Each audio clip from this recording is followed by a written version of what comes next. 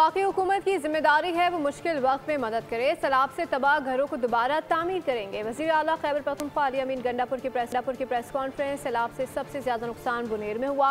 बुनेर में पानी के रास्ते में कायम इमारतों की वजह से नुकसान हुआ। तजावुज़ात के खिलाफ GI खान जैसा ऑपरेशन पूरे सूबे में करना होगा। तमाम अजला में रास्ते बहाल कर दिए हैं। कोई फ़र्ज़ अदा करना चाहता है तो करे, हमें मदद की ज़रूरत नहीं। डी खान में हुआ है, मेरे ख्याल में पूरे सूबे में नहीं हुआ।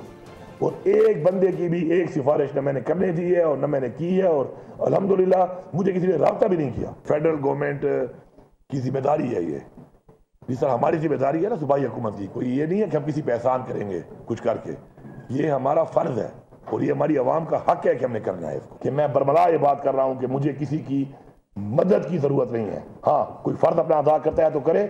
मैं मदद वाला सूबा देने वालों में हूँ, मदद लेने वालों में मजीद नहीं हूँ।